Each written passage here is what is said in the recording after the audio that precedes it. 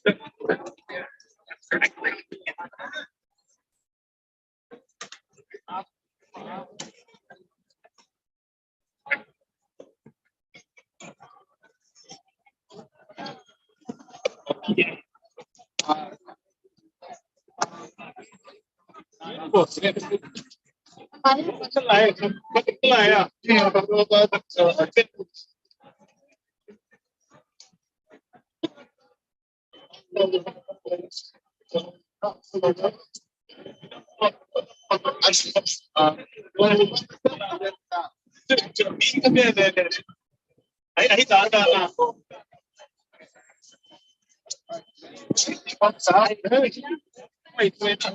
Because that's what's the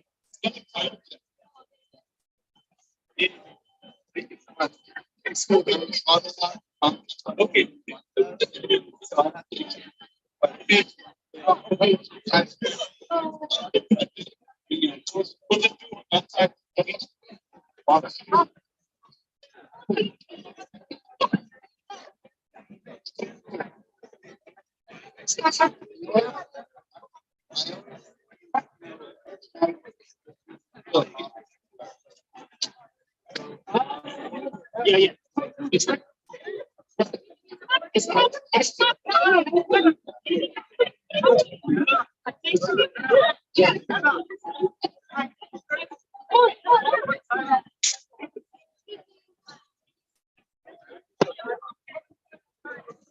Yeah.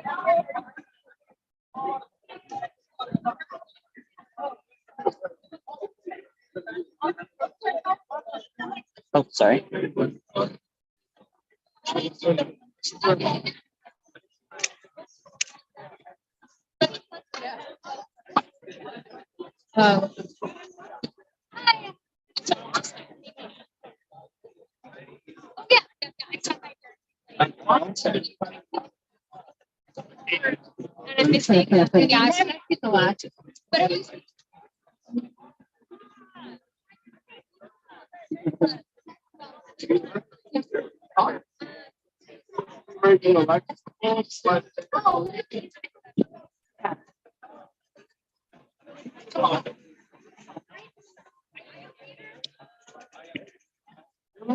I wanted to talk to you about the thing that.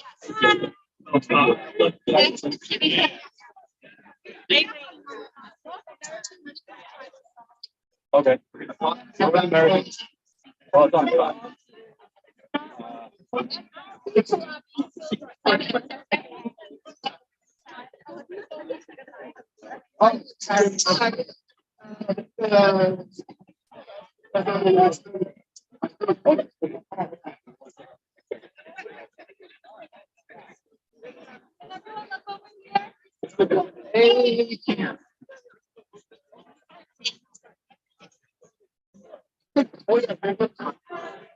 Yeah, definitely. I'll try to find somebody who can, talk to us a little bit. Look, we got this sign.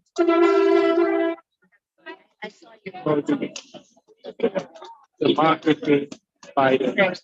The people here really feel that today is a very, very significant. Yeah.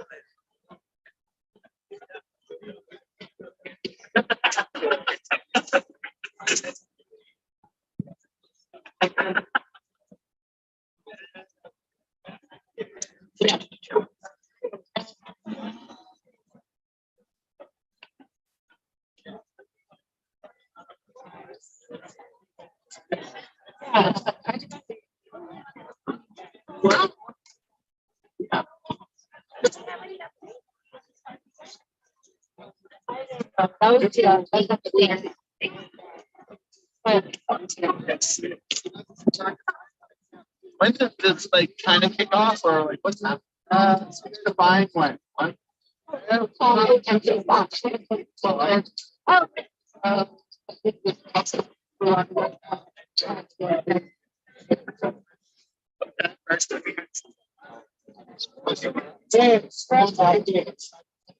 Robert, could you just step aside for 1 second? I'm so sorry. That's okay. I guess finally. Oh.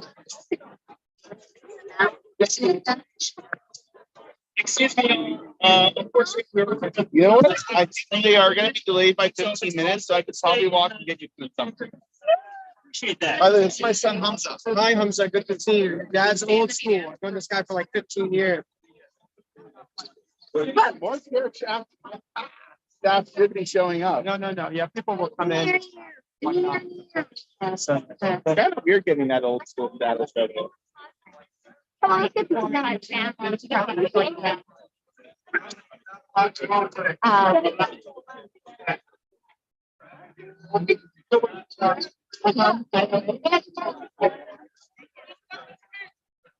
yeah.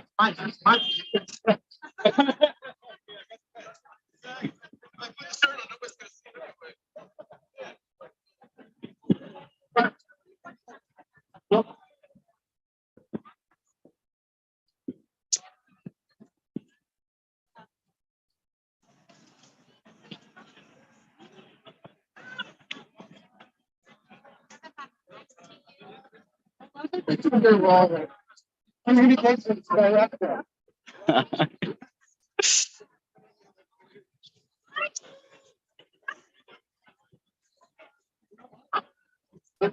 Okay, so you get it.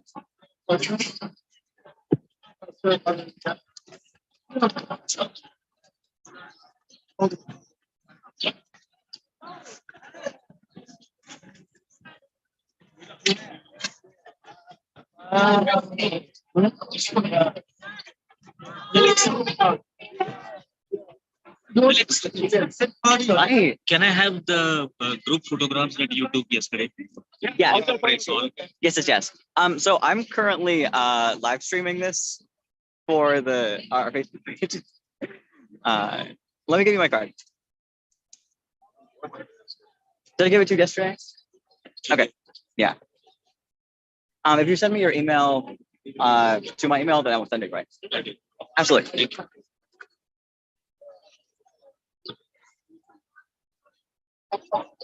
Right now. All right, on 3, 1, 2, 3. Yeah.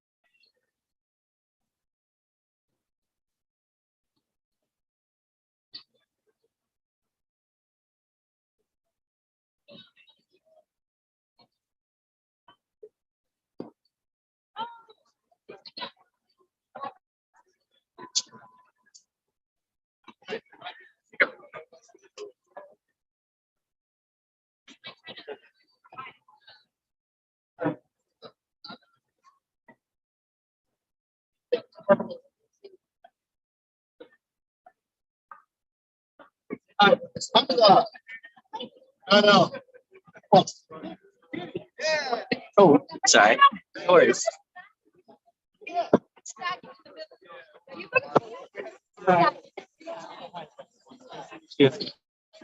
Yeah.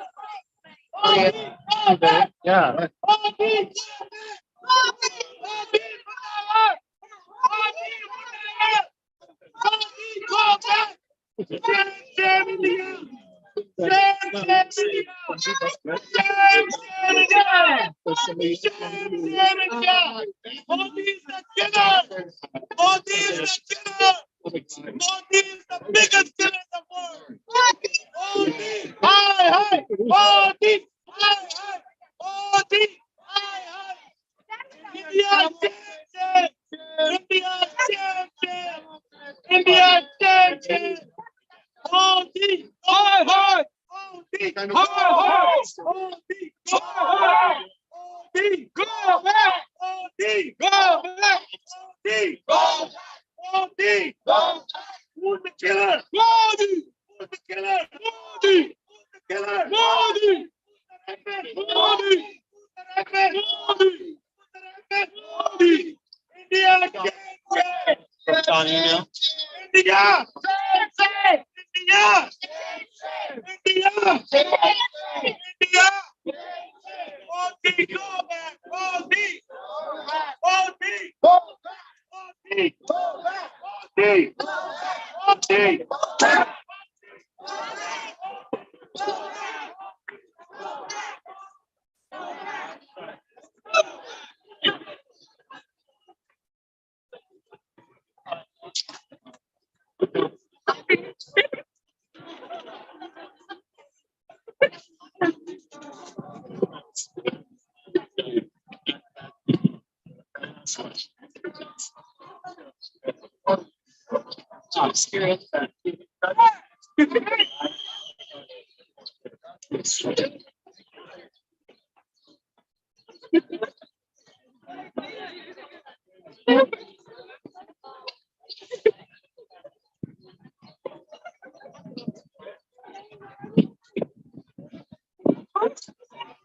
It's supposed to be open. Okay.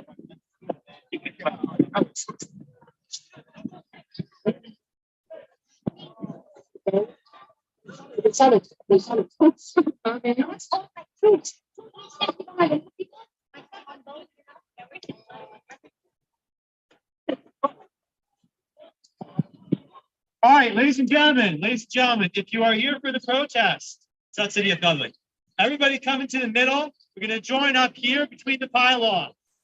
Pile on between the pylons. Everybody, come on in. Come on in.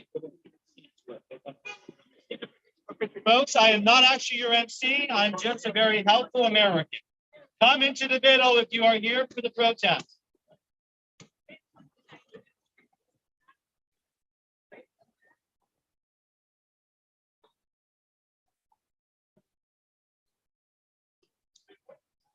Got it. Hi, Mike.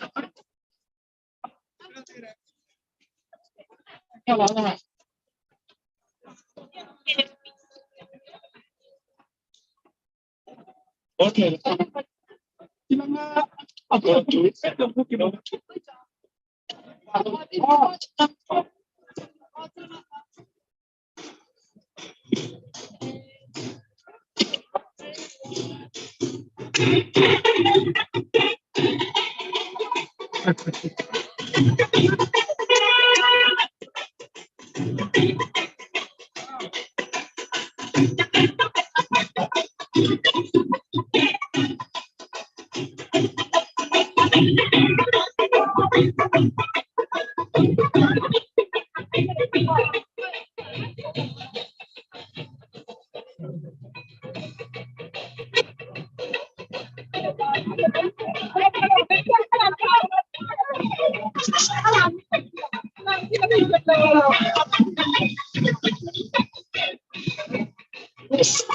Yeah.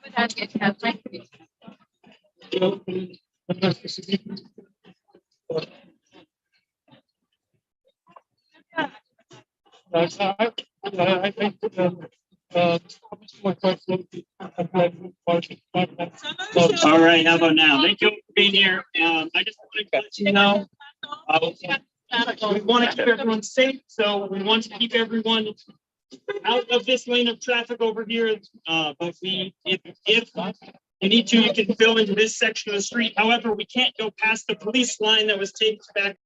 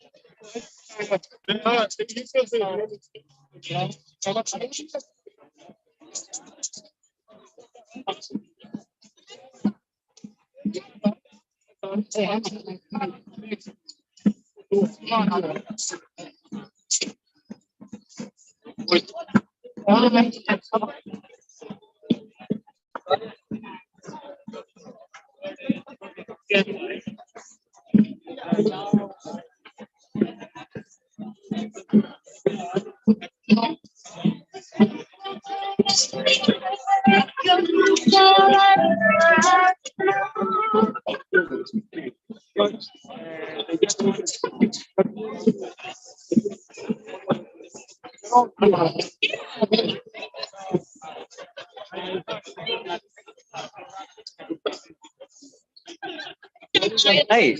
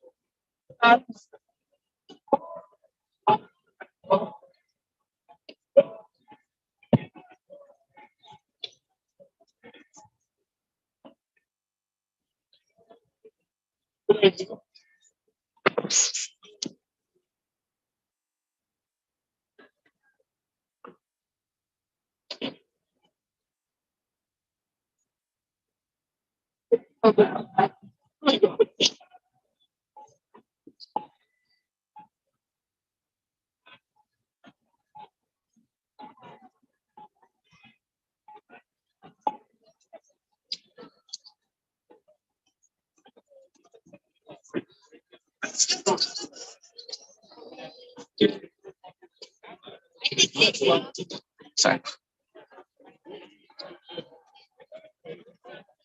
But that is.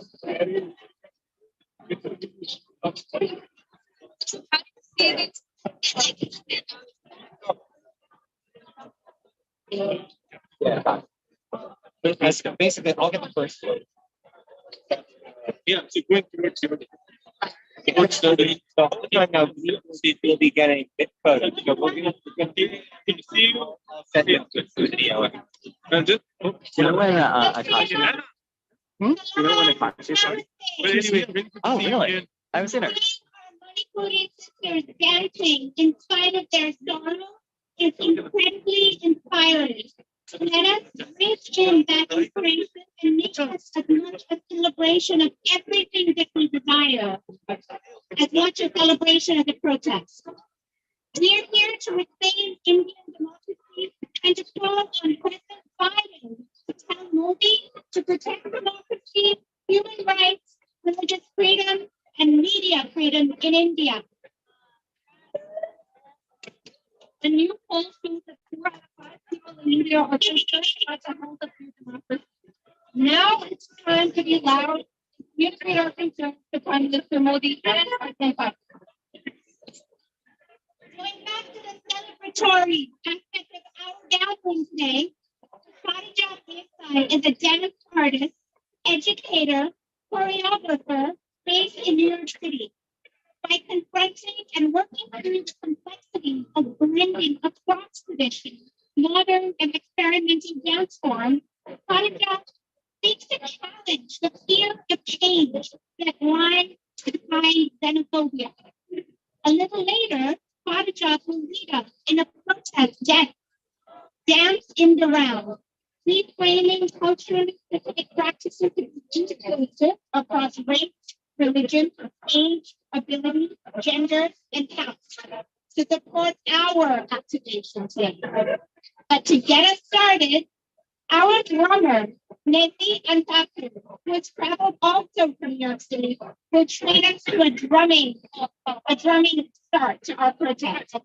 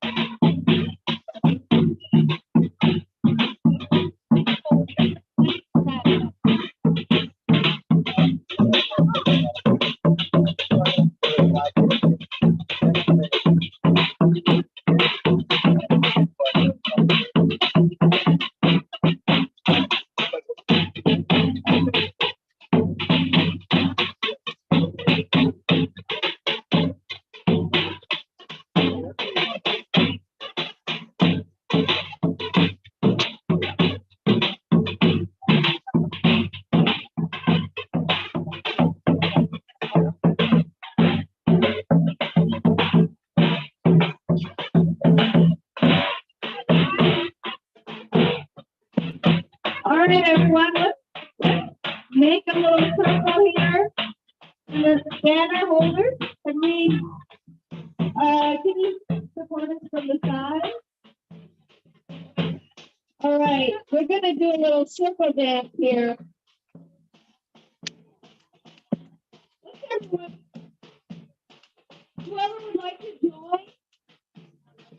gonna lead us, what we call equally one clap. So I just invite you all to put your left foot forward and across the body, and we're gonna go and forward and back. So I'm going left, touch, right, back, touch, left, touch, right, touch. So you're gonna step forward and back. And then we're gonna clap at the forward part. So we all go clap if you're holding tight, but if you can clap with me. All right, and then the other thing we're gonna do is try to go Awesome. counterclockwise, Have you seen? traveling around the circle. Yeah. Okay, can I have Oh, yeah, a yeah. here? All right. Sunita? Oh, thank you. Hi, Sandra. You wanna dance? Don't worry, it's really basic. So I got it. we'll have our left foot forward and join in and step back and join. And hidden, that's me, down. Hidden, that's me, down. And hidden, that's me, down. I feel the next thing. Hidden, that's me, down. Yes, you got it. Down. Hidden, that's me, down. Hidden, that's me, down. Hidden, that's me, down. Maggie? Hidden, that's me, down. That's me, down. Hidden, that's me, down. And it's coming this way. Hidden, that's me, down. That's me. So I'm going left touch, right touch, left touch, right touch. Right, towards your right hand neighbor. Left, right, left forward, right back, left forward, right back. That's me, back. That's me, back. Come on, yeah. With your signs, everyone. We have a drummer, so if you can't clap, that's fine. Then, that's me, back. So, right knee forward and small step back. Left foot forward, small step back. Left foot forward, small step back. It's okay. Forward. Good. And we travel. This way.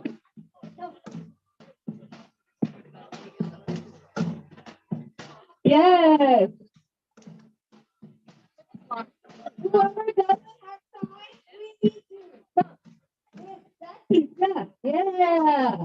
Uh-huh. Welcome on the first. Let's go. That's it. Done. That's it. Done. So, stay with me as we move. Justice. Peace. Justice. Peace. Justice. Peace. Justice. Keep moving this way. Justice. Peace. Let's move. Yeah. Keep moving this way. Justice. Now, no justice, no peace. No justice, no peace.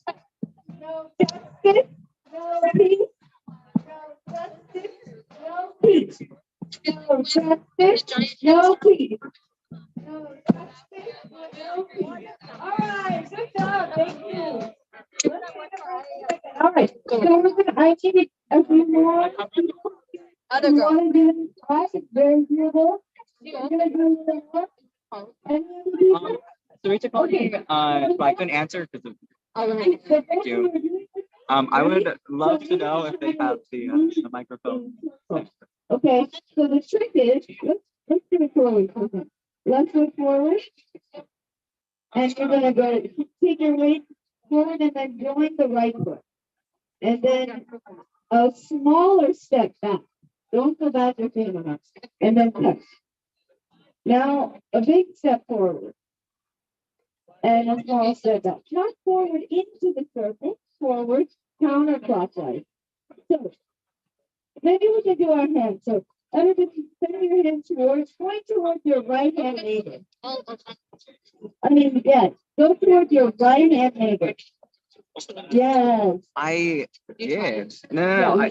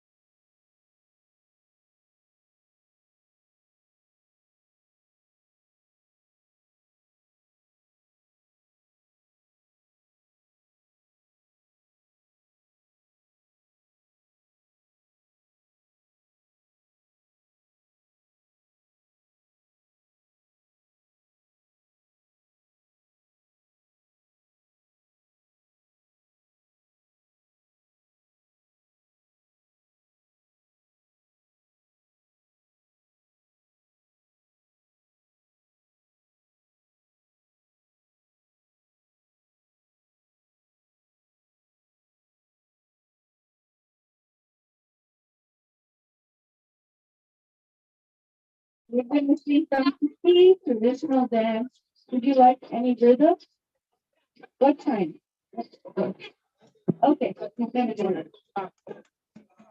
Cookie cookie dance.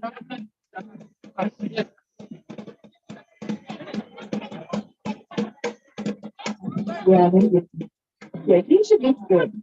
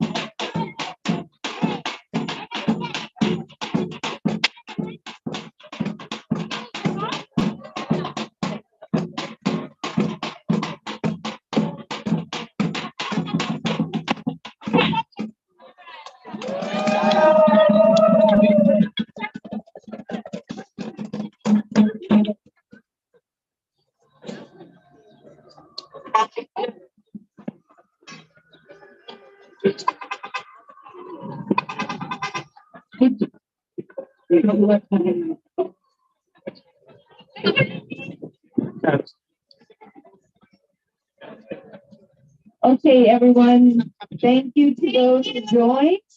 And we're gonna hand it over back to Susan. Thank you, Parijat. Thank you, Leslie, for revving it up. What movement without music? May your drum beat inspire us to move and dance the stage toward inclusive democracy. I'm Sunita Vishwanath, Executive Great, how are you? Director of I'm Human Rights. I'm great proud to to be your co-MC, along with my colleague, Husna Bora of Indian American Muslim Council. Hindu for Human Rights is a progressive Hindu advocacy organization which stands against all forms of discrimination, including caste. We are Hindus who are opposed to Narendra Modi and his BJP government Hindu nationalist ideology, which divides us along fault lines of hate and aspires to India being a Hindu supremacist state. By working in close coalition and fierce solidarity with organizations like Indian American Muslim Council, so many other Muslim, Christian, Sikh, Dalit, and secular organizations, we are the gorgeous resistance. Hindus for Human Rights was formed after Modi's second election in 2019. We were formed just in time to join the protest of Howdy Modi in Houston, Texas, where Modi and Trump hugged and endorsed each other. And sadly, 52,000 of my fellow Hindu Americans partook in the hate fest. My sign that somewhere says real Hindus don't lynch. That sign was with me at the Howdy Modi protest, and it was protested with me every time since Modi has come to the U.S. since 2019. As a progressive Hindu American who is committed to inclusive and secular democracy and human rights in both my countries, the U.S. and India, it's my ethical, political, and religious duty, my dharma, to stand up against the age-old atrocity of caste and the hatred and violence of Hindutva or Hindu nationalism, the evil twin ideologies that fuel Modi and the BJP as they steer India on a very dark path towards becoming a Hindu supremacist theocracy. Shame on our government here, the Biden administration, for claiming to care about democracy and human rights, but shamelessly rolling out the red carpet for the Hindu supremacist leader who is dividing India. While my Hinduism is radically inclusive and in fact teaches that the divine is in us, all of us, no matter our race, religion, caste, this aberration of Hinduism teaches just the opposite. While my Hindu deities are loving and compassionate and teach me how to live by showing me their flaws, the deities of this masculine and warring Hindu nationalism are angry, and their gods don't even have goddesses by their side. This Hindutva ideology is not something wreaking havoc in a country far, far away. It has taken roots here in our country. And in fact, here in our cities, there isn't a Hindu community space which isn't in the chokehold of Hindutva. And right now, Hindutva is in our White House. Yesterday, my sign and I protested in my city of New York as Modi celebrated yoga at the UN. The true meaning of yoga is oneness, union of all aspects of the universe, and the humility of the self before that oneness of all. Everything that Modi stands for flies in the face of the true meaning of yoga. I'm guided by my own humanity and the best teachings of my faith to stand here today and refuse to hate.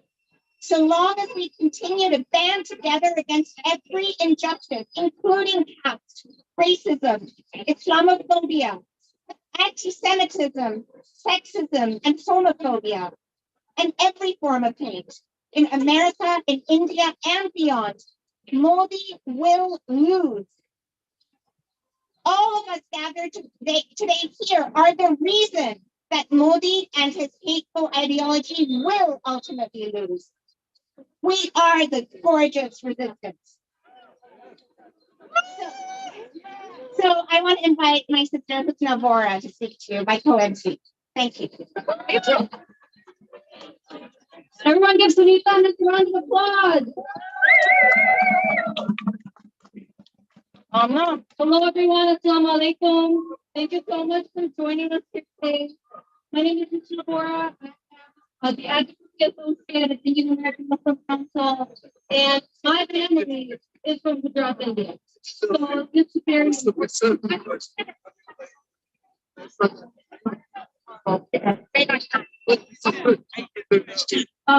So like I said, my family is from Gujarat, India, where 21 years ago, Narendra Modi used his power as the state chief minister to allow the mass slaughter of 2,000 Muslim women, children, and men at the hands of Hindu extremist mobs. My family was extremely fortunate to have escaped the horrifying mass rape and bloodshed. But decades later, they and 200 million Muslims across India are now being threatened with genocide, thanks to Modi and his Hindu extremist government. Right now, as we speak, the Biden administration is rolling out the red carpet for Prime Minister Modi to welcome him to the United States. But a warm welcome is the last thing Modi deserves when he is directly responsible for raging mob violence, hate speech, and discriminations against Muslims and other religious minorities. Because Modi's elected officials are able to tell his militants to shoot the traitors of the nation, and Hindu extremist mobs are allowed to shout the slogan in the streets as they lynch Muslims with impunity. Because of Modi's control over the media, hate speech has become so normalized that the Editors Guild of India compared mainstream Indian news channels to Radio Rwanda, which played a key role in inciting the Rwandan genocide. And because there are now calls for genocide against Muslims in India. In fact, are already taking concrete steps towards genocide. In Uttarakhand by forcing Muslims to flee their homes, and in Assam by stripping Muslims of their citizenship and forcing them into detention camps. I'm standing here today protesting with all of you because the US has been silent when they should have been criticizing Modi for his human rights abuses. Members of the Biden administration in recent months have even praised Modi, calling him unbelievable, which is unbelievable in itself. They've also called him a visionary and the most popular world leader for a reason. And now he's about to be granted the high honor of a state dinner with President Biden and an address before a joint session in Congress. This is absolutely unacceptable. It is unacceptable that the Biden administration gives Modi this platform to act like a democratic leader, because in doing so, Biden is complicit in whitewashing the blood on Modi's hands. Even worse, he's actively celebrating a man that has stayed silent while his supporters, garlanded rapists and murderers, press like and share on videos of Muslim men being lynched, and called for minorities to be eradicated from India. To quote Congresswoman Ilhan Omar, how are we promoting a free and open region by supporting Modi? Why has the Biden administration been so reluctant to criticize Modi's government on human rights? How much does the Modi administration have to criminalize the act of being Muslim in India for us to say something? What will it take for us to outwardly criticize the action that the Modi administration is taking against its Muslim minorities? Shame on him! Modi is not a democratic leader or a visionary, but a man who sits back and watches as people are lynched, harassed, and sexually assaulted so he can have his Hindu Rashtra. We are here to say, not on our watch.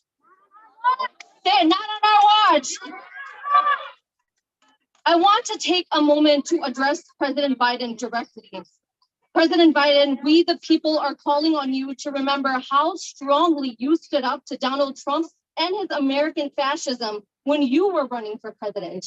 Remember how you declared that your administration would center human rights and democratic values?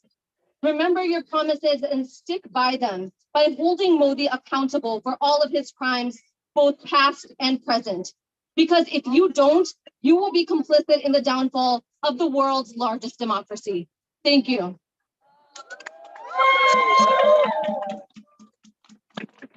I now want to invite our next speaker, Akashi Butt. She is the daughter of wrongfully imprisoned former senior police officer and whistleblower Sanjeev Butt, who is the sole surviving witness to the role of Indian Prime Minister Narendra Modi and his state administration in mass killings of Muslims in Gujarat in 2002. Akashi?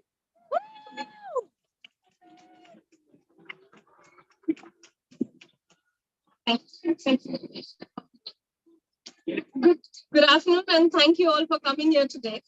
It is important on this very day that we all stand here and raise our voices, as Narendra Modi is going to be welcomed with open arms in the White House today.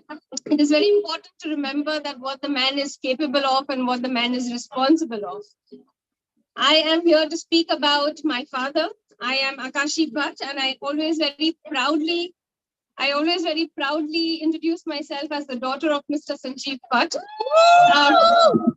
a former decorated Indian Police Service officer, a whistleblower, but most importantly, he's the sole surviving witness to Modi's complicit role in orchestrating the genocide of 2002.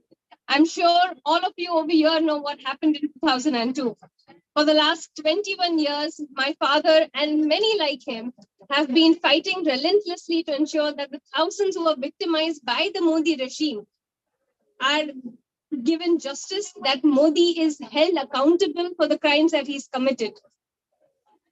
Today, while we stand here talking about democracy, I think people outside of the country do not quite understand that democracy as we know it has ceased to exist in India. Democracy is at a threat.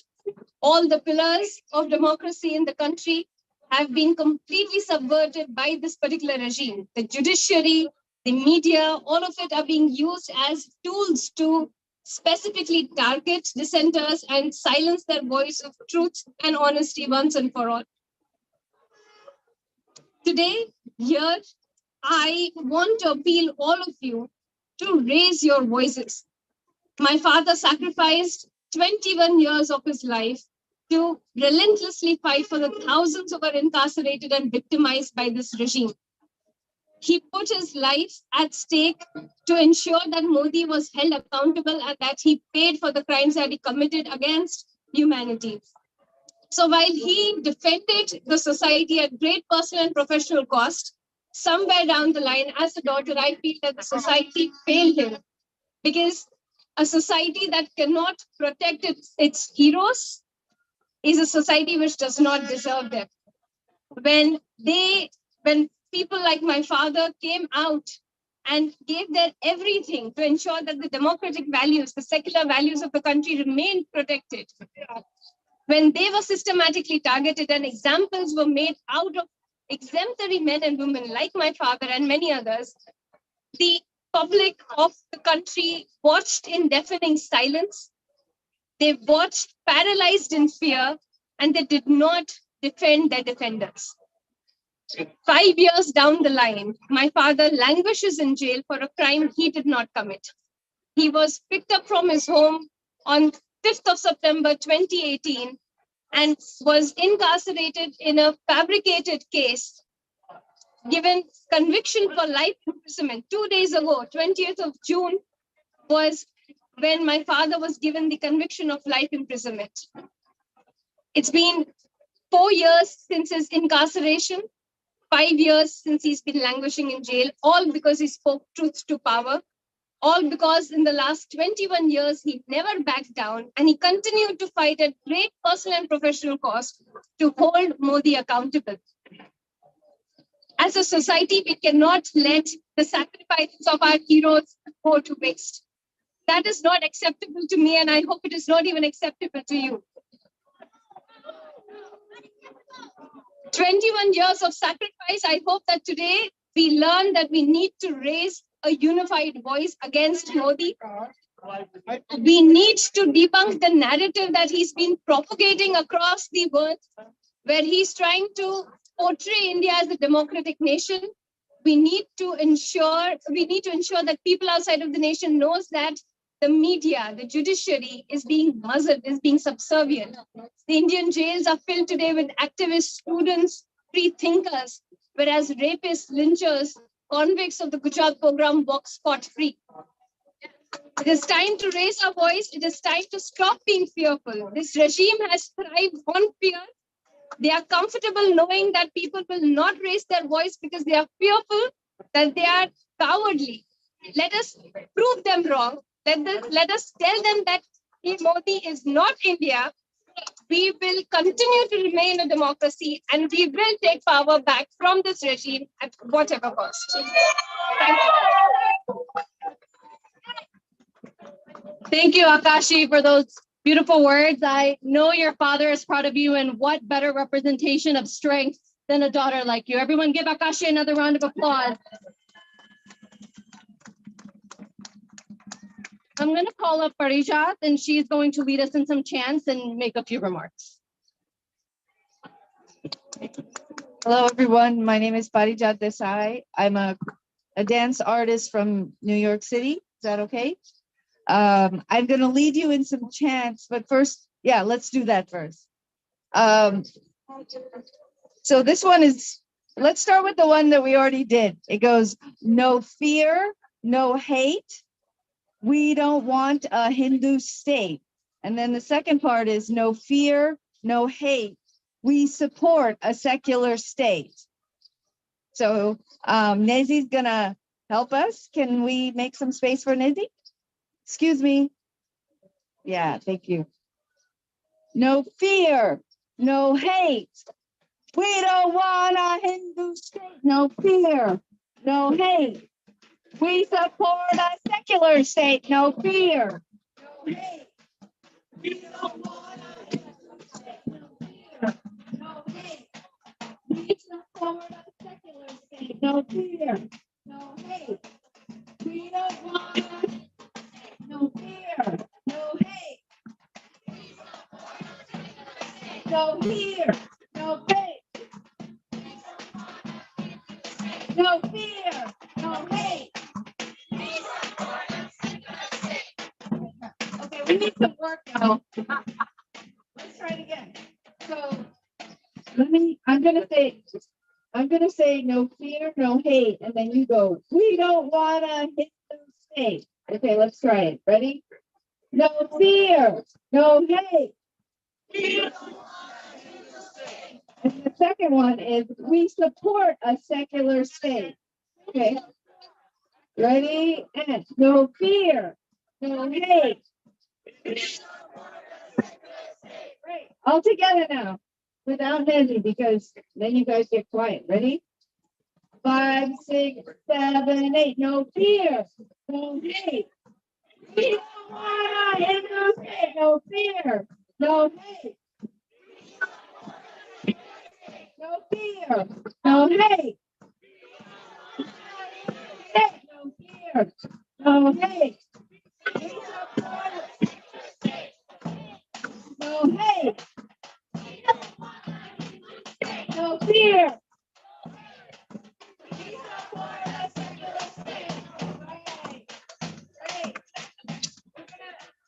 We're gonna learn another one that's actually really fun. It goes, so I say a bunch of lines and you shout, stand up, fight down. Okay?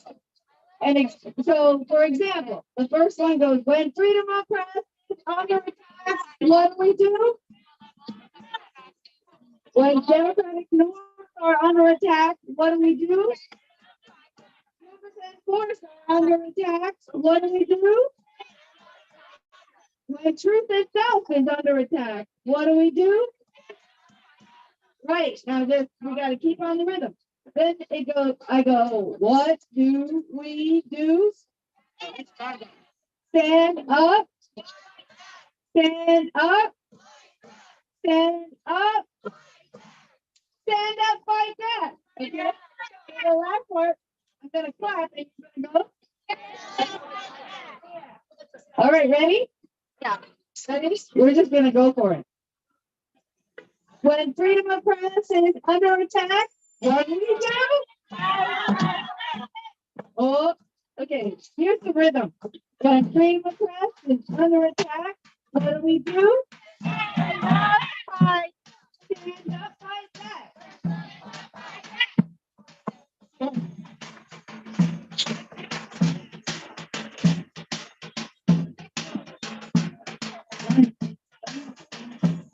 When freedom of press is under attack, what do we do?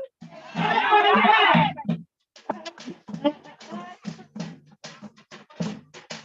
Democratic North are under attack. What do we do? Stand up, fight back. Riverside North are under attack. What do we do? Stand up, fight back. Who's the South is under attack? What do we do? Stand up, fight back. What do we do? Stand up, fight back. You got your rhythm. Stand up. Stand up. Stand up, fight back. When Muslim people are under attack, what do we do? When Dalit people are under attack, what do we do?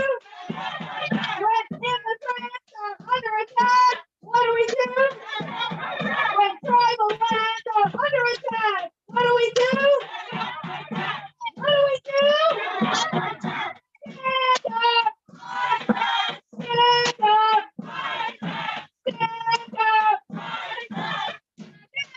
Like that.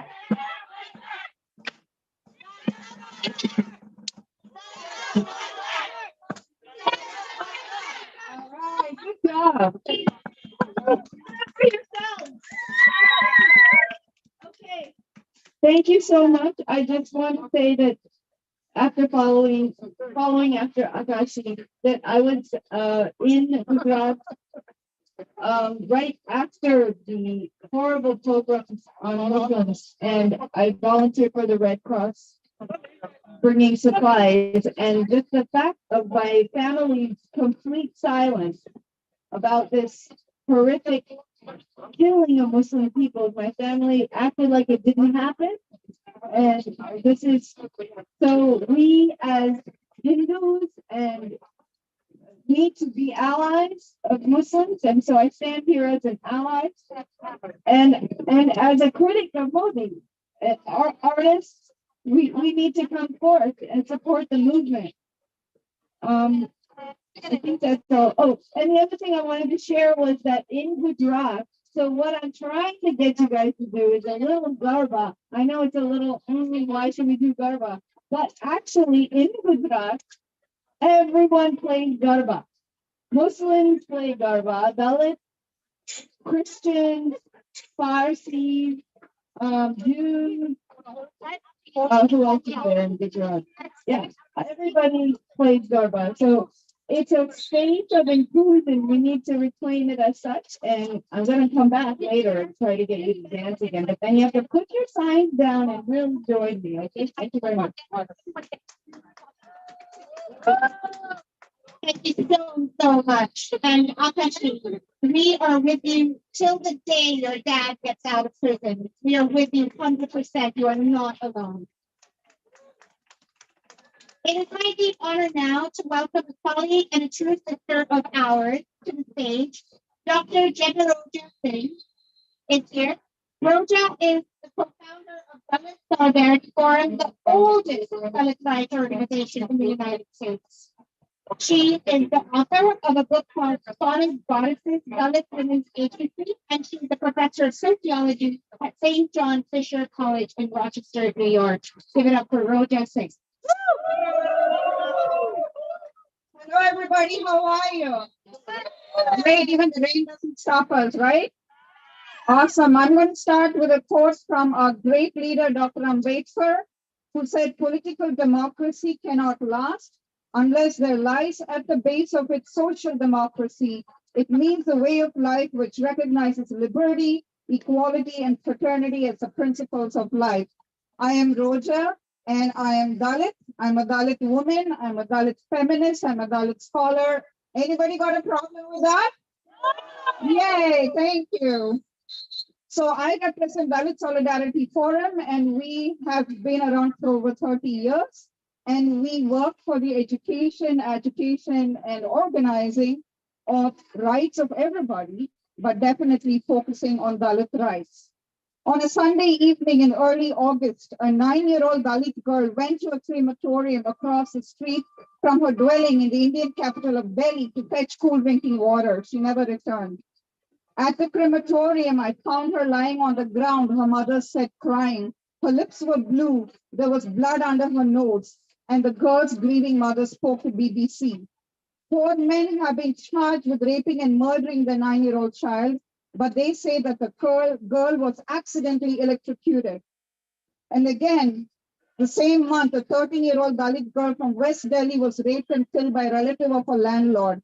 Again, the perpetrators appear to have lied about the cause of her death, claiming that the girl succumbed to food poisoning. These and hundreds of horrifying cases of sexual assault against Dalit girls and women are common in India. Dalit women are subjected to multiple forms of discrimination because of their caste, gender, and low economic status, and are particularly vulnerable to sexual violence. Caste men demand an entitlement legitimizing ownership to Dalit bodies. Caste-based crimes are normalized in India. Every 3 minutes, a Dalit is assaulted, and every 18 minutes, a Dalit woman is raped.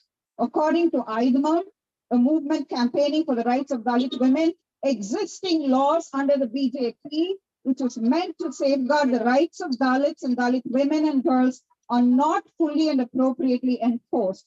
Haryana is known as the gang rape capital of India, and India, according to statistics, is a rape nation capital of the world. How shameful is that?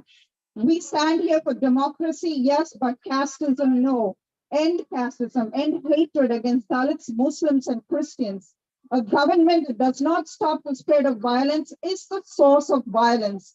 An invisible fence surrounds India, within which concentrated and targeted violence. A holocaust is happening right now in 2023 in the world's largest democracy, and the United States has chosen to honor its leader. We at Dalit Solidarity Forum stand today in Washington, D.C. with all of you collectively on June 22nd, 2023, with all supporters of a true democracy, and ask that President Biden declare that the United States does not support the violence-based policies enacted by the government led by Mr. Modi. He should be questioned on the politically motivated state-sponsored genocide which recently happened in Manipur, and not just under his watch, but under his orchestration. There is no possibility of democracy without demolishing casteism, violence, and hatred against minority communities, Muslims and Christians in particular. Even a stray dog in India enjoys the freedom to walk freely and fearlessly, but not Dalits, not Muslims and Christians, whether dead or alive, even Adivasis. Our very bodies are considered non-human in India. Minority rights does not exist, and our right to live is dead. Violence has become the order of this democracy. 200 million Muslims, 200 million Dalits, 28 million Christians, and over 100 million Adivasis live in fear in India. When millions are targeted for murder, what do we call it? Genocide, right? So therefore, we need to speak up and speak out, and that is why we are here. There has been an uptick, an appalling uptick on attack on Christians, and over 80% of Christians are Dalits as well. 139,000 crimes against Dalits in just between 2018 and 2021, and 46% more incidents in 2019. Increase in registered rape cases and institutionalized routine hate spaces normalized rape and flogging and lynching of Muslims, Christians, Dalits, and the Adivasis. And since BJP came to power, demolition trucks have been let loose targeting homes and faith spaces of our minority groups, and we condemn that. Authorities have intensified efforts to silence civil society activists, human rights defenders, and independent journalists by fabricating political criminal charges to jail and murder those on the side of what is right. The BJP government enforces restrictions on foreign funding regulations and harasses human rights groups. The UN Special Rapporteur on Minority Issues in 2022 reported the forced evictions, housing, and property demolitions directed against Muslim minority communities in the past months. It is named as collective and arbitrary punishment against Muslim minority and low-income communities. UN reports that Dalits have been the target of choice for the poison of hate and violence propagated by social media platforms. The International Dalit Solidarity Network states that violence against Dalit women remains unreported and higher prevalence of gang rape against Dalit women. And we are all aware of the Hathras gang rape that happened in 2020, and those accusers are running free right now. They slit the tongue of that young girl in Hathras. But you know what? For every tongue that is slit, 1,000 more tongues will speak up that story. They cannot end the story with these gang rape victims. We will continue their legacy. We will speak the truth. And Mr. Modi holds the torch for Hindutva. Hindutva is a coercive state of mind that seeks a body force towards a concretization of hate by perpetrating fundamentalist views that some people are polluted and therefore their lives do not matter. And we will not take that anymore. Hating, murdering, raping a non-Hindutva Hindu, Muslims, Christians, tribals, Dalits, LGBTQI friends, transgender friends, women who speak, bold women, all of them are target of the sociality of hate cheered on as Dharma in Hindutva. Collective work is the need of the hour. That is what we represent today. And we are going to demand a public statement by President Biden's administration condemning the ritualization of genocide happening in India under the Indian Prime Minister's leadership. A government that does not stop the violence is the source of violence. We are here today reclaiming the rights of all those being massacred in India. We demand protection for women, children, Dalits, Muslims, Christians, tribals, non-Hindutva Hindus, human rights defenders, journalists, everybody is speaking the truth. We want the right to live and to live peacefully. We demand that social, political, and economic equality that Dr. Ambedkar fought for and inscribed in the Indian Constitution will rule. We stand on a single platform today to build that solidarity for a better world where the Hindutva lifestyle of hurt, hate, and murder has no place. Thank you.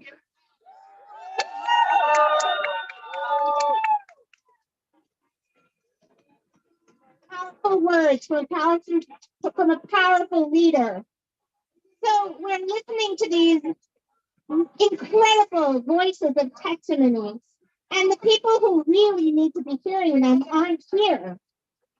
Well, actually, I have a surprise for you, because our friends Joe and Narendra actually did decide to stop by. Isn't that incredible? So Joe, come on over, Narendra. I guess we're, as Americans, rolling out the red carpet for the Prime Minister, or as Rohit said, the Prime Minister of India. Rolling out the red. Okay. The question is,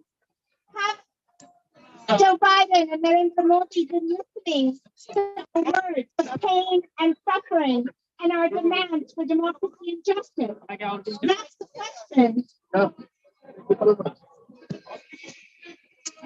Joe and Narendra, why don't you come on up the red carpet, which has been rolled out for you? And if you see, there's two arrows here. I wonder which way each leader will go towards democracy, which is what we ardently hope, or towards the dark side. Maybe we can have some drumming for this moment of truth. Oh, that's a little close for comfort for me. That's cute. Which way? Come on, you can do it. God is in every one of us, even Modi. Come on, you can do it. No justice, no peace. No justice, no peace. No justice, no peace. No justice, no peace. No justice, no peace. No justice, no peace. We support equality, not Hindu. Supremacy, We support equality. not Hindu supremacy. We support. Come on, join us, you guys. We gotta save this situation. We support equality. Not Hindu supremacy. We support equality. Not Hindu supremacy. Not Hindu supremacy. We support equality. Not Hindu supremacy. We support equality. Hindu supremacy. Okay, guys, you gotta make your minds up. What's it gonna be, Modi? Are you gonna listen to the prayers and the wishes and the demands of the poorest and the most oppressed of your country? What are you gonna do? Are you gonna do the right thing? Are you gonna vote for justice? Are you gonna save Indian democracy? Are you gonna shake hands with Joe Biden and both of you? Both of you. Make a pledge to be there for the poor of every nation. To respect media freedom. To not interfere in the judiciary. To not arrest people just because they spoke their view. To release Sanjeev Bhatt and Umar Khalid. What do you say, Modi? Biden, ask him to. Demand it.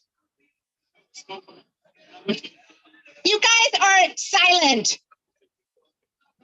This is very frustrating.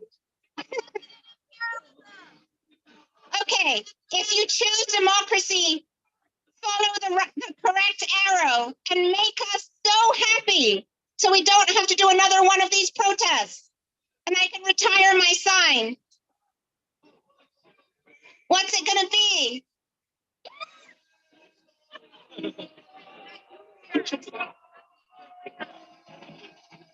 No!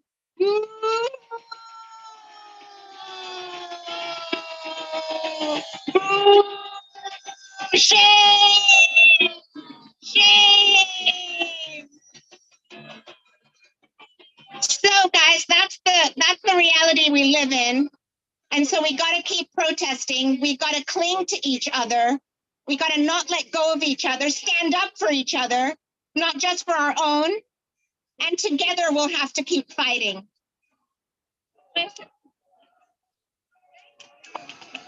Let's give them another round of applause.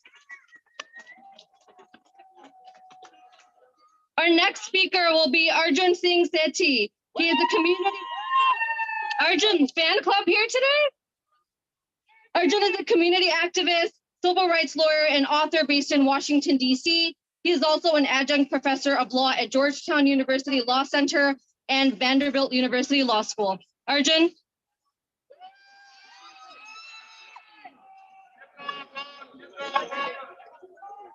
I'm here today to tell you that India is not the world's largest democracy. India is the world's largest authoritarian regime. Democracies don't discriminate against Muslims. The Citizenship Amendment Act, on its face, prioritizes Hindus and excludes Muslims and other minorities.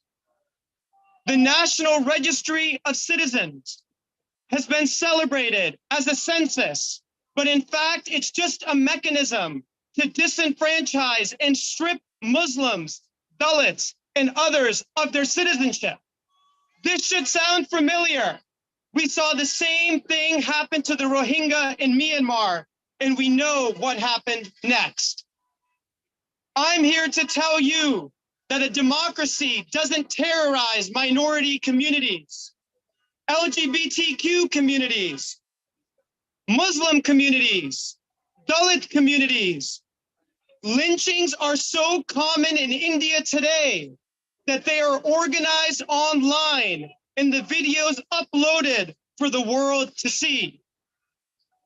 I am here to tell you today that democracies don't wage war on the press. What if I told you that for the last 5 years, India has led the world in government-enforced shutdowns? They routinely arrest, incarcerate, charge journalists without process, without human and civil rights. Many continue to languish in prison today. Many of you have heard of the BBC documentary that was released just this year, which found that Modi was directly responsible for the 2002 Gujarat program. How did the Indian government respond? They responded with censorship. They then raided the offices of BBC in New Delhi and Mumbai. And so I ask you this today. If the Indian government of journalists, impunity for criminal rights abusers in Punjab, extrajudicial killings for generations in Kashmir, mass blindings of children in Kashmir, and impunity for Narendra Modi himself. Modi was banned from this country for more than 10 years. This White House decided that he was not fit to be on US soil. And I am here to tell you today that he should be banned again. He has no business being on US soil. And for those of you who think change is impossible, for those of you who think that a movement is elusive, I remind you of the farmers' protest. I remind you that 250 million people came together in India in solidarity with the farmers of India, and they won. And so can we. Thank you.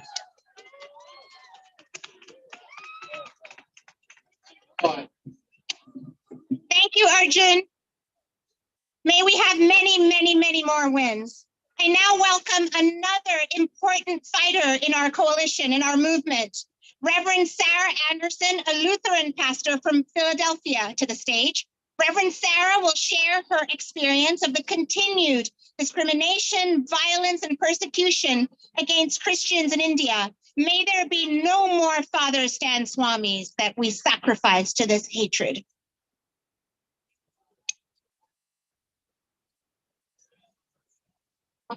Thank you, Senator. First of all, I would like to thank all of you for coming out this day so that we can stand shoulder to shoulder, showing our fellow countrymen, showing our friends that we stand in love for the country that is called India. What we once knew as a peace-loving, harmonious, multi-religious, and multi-ethnic subcontinent has since 2014 seen the worst attacks on religious minorities. Christians in particular have been killed, threatened, injured, and put under severe stress for a simple reason of exercising their religious freedom. Can you imagine a time when you are required to provide 60-day notice to the government if you want to be converted? What kind of a nonsense is that in our 21st century? President Biden, we appreciate you, your team and staff and all the steps that you have been taking to uphold human rights and defend democracy here in the US. We urge you to hold your Indian counterpart accountable to do the same. Human rights violation anytime and anywhere is a threat to democracy everywhere. Protect religious freedom in India. Warn Prime Minister Narendra Modi that his vision for one Hindu nation and his dream to unify India as a Hindutva is already a nightmare for Christians in India and those of us here and around the world. President Biden, do not underestimate the vicious power of Prime Minister Modi, who promises good to all, irrespective of religion, caste, or class, but indeed, he is hands in glove with violence in stirring up religious conflicts through the anti-conversion laws. He encourages local governments and the police to target and to torture ordinary Christians who are going about their daily lives peacefully. Stop the burning of churches, killing of pastors and their congregations, violence against women, because of your vain fantasy, your daydreaming of a Hindu nation. Wake up, Mr. Modi. Wake up. Pitch your tent in the reality of our people who are dying because of all the atrocities. Stop burning. Stop burning churches in Manipur. Do not dial the clock of civilization and modernity back in India. Stop decimating churches and ethnic cleansing of minorities in India. President Biden, don't let friends drink and drive. And please know that there are leaders of democratic nations who are right now drunk and under the influence of curtailing religious freedom. Save our democracy. Save democracy in India.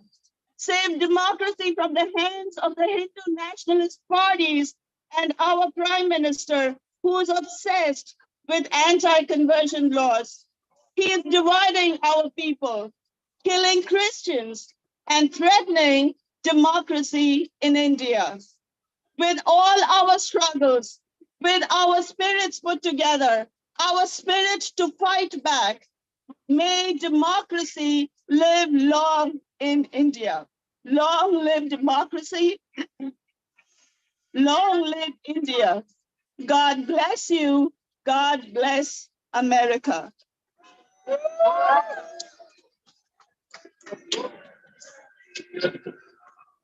Thank you, Reverend Sarah. I have an announcement for everyone.